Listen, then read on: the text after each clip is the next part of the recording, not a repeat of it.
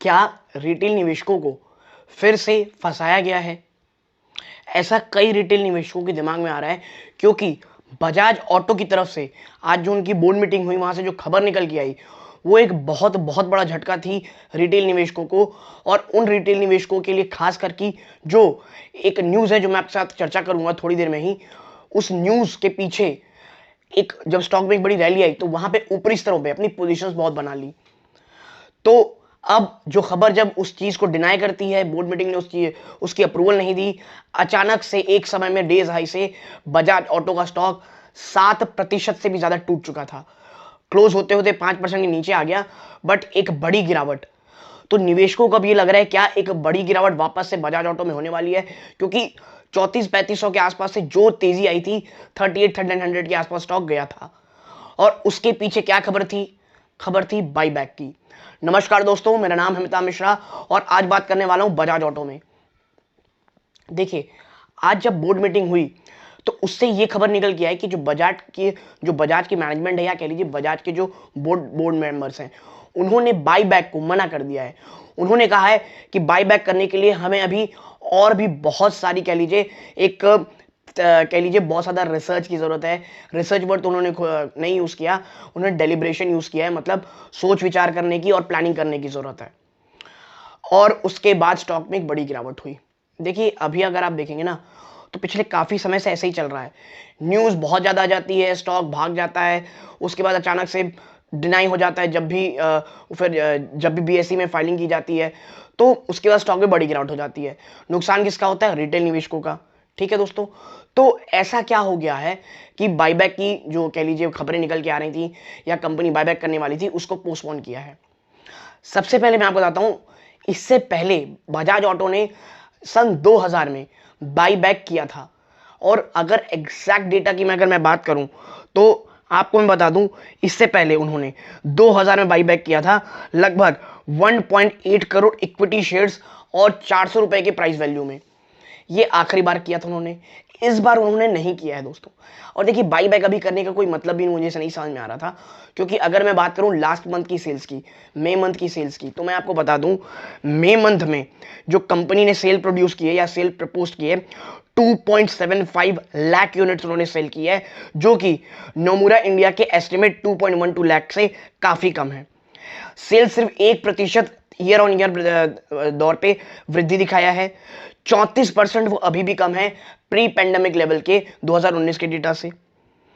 Two wheeler अगर मैं export की बात करूं, वो 15% ईयर ऑन ईयर कम हुआ है। और थ्री व्हीलर की हाल तो उससे भी ज्यादा खराब है, 67% स्लगिशनेस आई है उसमें। बात करें अगर इन तमाम चीज़ों की कि ये क्यों हो रहा है, तो हमें सबको पता है डिमांड में कमी। एक्सपोर्ट देखिए, बजाज ऑटो हीरो मोटोकॉर्प से कहाँ अलग है? एक्सपोर्ट में बजाज ऑटो बहुत ज़्यादा एक्सपोर्ट करता है। एक्सपोर्ट में स्लगिशनेस आई है, जिसका डायरेक्ट इंपैक्ट इनके आप कह सकते हैं सेल्स के नंबर पे आपको साथ साथ दिखाई दे रहा है। हाँ, क्या कुछ पॉजिटिव है? बिल्कुल पॉजिटिव है। सबसे बड़ी पॉजिटिविटी है जो कंपनी है। दूसरी पॉजिटिविटी है राजीव बजाज जी। मुझे राजीव बजाज जी एज ए मैनेजमेंट मुझे काफ़ी सही लगते हैं। और उन्होंने जो बात कही अभी इलेक्ट्रिक व्हीकल को लेकर के, वो वाकई में एक मैच्योर, कहना चाहिए एक मैच्योर इंसान जो इस बिजनेस में काफ़ी लंबे समय से चीज़ें समझते हैं। उन्होंने साफ कहा है कि जो अभी की नई स्टार्टअप कंपनीज है वो इतनी ज़्यादा हड़बड़ी में है कि वो आर&डी में उतना ध्यान नहीं दे रही हैं। और तमाम चीज़ उन्होंने की, जो मुझे आर&डी रिसर्च एंड डेवलपमेंट है वो मुझे बहुत अच्छा लगा। और देखिए, उन्होंने चेतक के लिए जो नया प्लांट खुला है, जो आप कह सकते हैं कि इससे पहले जो चेतक सबसे पहले जो 1970 में बनी थी, वो उसी सेम प्लांट बनी थी जो अब आज लगभग 40 साल बाद, 40-50 साल बाद आप कह सकते हैं, इलेक्ट्रिक व्हीकल जो चेतक के वापस चेतक की आप कहते हैं री एंट्री हो रही है मार्केट में एज इलेक्ट्रिक व्हीकल, वहीं से वापस शुरुआत करने वाले हैं। ठीक है, और ये जो प्लांट है अगर आप कहें तो अकूल पुणे में ये प्लांट ओपन होने वाला है। और जो आप कह सकते हैं चेतक टेक्नोलॉजी लिमिटेड प्लस जो अदर वेंडर्स हैं, उन्होंने कहा है 750 करोड़ से आसपास का निवेश करेंगे इस प्लांट के ऊपर। कंपनी का टारगेट है कि जब वो फुली एक्सपैंड कर लेंगी तो लगभग आप कह सकते हैं कि ये जो कंपनी है, ये जो गाड़ियां हैं, 5 लाख पर ईयर के हिसाब से प्रोड्यूस हो पाएंगी, विच इज़ वेरी गुड। और देखिए इलेक्ट्रिक व्हीकल में चेतक का आना, क्योंकि बजाज एक आप कह सकते हैं कि उन्हें पता है वो क्या करते हैं टेक्नोलॉजी रूप में, दे आर फिनोमिनल। बहुत अच्छी इन्होंने लाइनअप बनाई है मैन्युफैक्चरिंग यूनिट्स के लिए, डेडिकेटेड लाइन बनाई है, जो कि एक काफ़ी शानदार चीज़ें हैं। और मुझे लग रहा है कि एक इंसान जो लॉन्ग टर्म के लिए सोच रहा है, उसके लिए बजाज ऑटो में गिरावट सिर्फ एक अपॉर्चुनिटी होगी खरीदारी के लिए।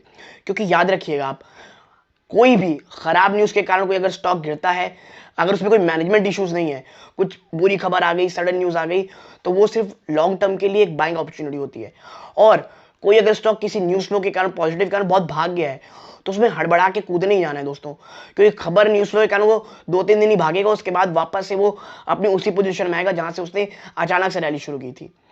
और ये चीज़ सबसे ज़्यादा उस समय होती है जब बाजार में लिक्विडिटी नहीं रहती है। और जब बाजार में लिक्विडिटी रहती है, छोटी सी छोटी न्यूज़ की अभी जो रिफ्लेक्शन स्टॉक प्राइस में दिखता है वो बहुत ज़्यादा अच्छा दिखता है। लेकिन जब बाजार कमज़ोर रहे तो थोड़ी बुरी चीज़ भी बहुत ज़्यादा नेगेटिविटी दिखाती है और स्टॉक को एक लंबे कंसोलिडेशन में ले जाती है। तो जो खबर निकल के आ रही, जो बाई बैक की खबरें थी, जिससे रिटेल निवेशक और अदर इन्वेस्टर बहुत ज़्यादा एंथुजियास्टिक थे, उनको कहना चाहिए कि थोड़ा सा झटका लगा है दोस्तों। लेकिन क्वालिटी में, मैनेजमेंट में, फ्यूचर आउटलुक में कोई कहीं कमी नहीं है। Bajaj auto for a longer term it's a very good stock. हाँ, कुछ सीख है जो हमें ये पूरी कह लीजिए आप, ये पूरा जो मैटर हुआ है, जो ये गिरावट हुई, हमें सिखा के जाती है। तो जो लोग इनसे सीखते हैं वो अक्सर कह सकते हैं आप कि बाजार में लंबे समय ज़रूर से ज़रूर पैसा बनाते हैं। और जो हड़बड़ाहट में घुसते हैं प्राइस में, जब तेज़ी हो और डर के मारे तुरंत निकल जाते हैं, वो कभी पैसे नहीं बना सकते। Quality stock for a longer term, हर डिप में आराम से इत्मीनान से एक्यूमुलेशन करना, ये 3 ही स्ट्रेटेजी है लॉन्ग टर्म में पैसे बनाने की। और मैं हमेशा ये नहीं कहता कि आप हमेशा बहुत ज़्यादा पैसे बनाएंगे। कई जगह बहुत सालों तक पैसे नहीं बनते दोस्तों। आईटी उसका सामने हमारा उदाहरण है। लेकिन अगर एक क्वालिटी कंपनी आज नहीं तो कल आपको ज़रूर पैसे बना के देगी। और अगर वो बहुत मल्टीफोल्ड नहीं बना के दी, तो भी आपको एक डिसेंट 2 डिजिट, कह सकते हैं आप डबल डिजिट, आपको रिटर्न ज़रूर मिल जाएगा। तो यदि ये छोटी सी एनालिसिस पसंद आई हो, प्लीज़ वीडियो को लाइक कीजिए, चैनल पहली बार आए सब्सक्राइब जरूर कीजिएगा। यहाँ तक जुड़े रहने के लिए धन्यवाद। ये इस वीडियो का अंत है। जय हिंद दोस्तों।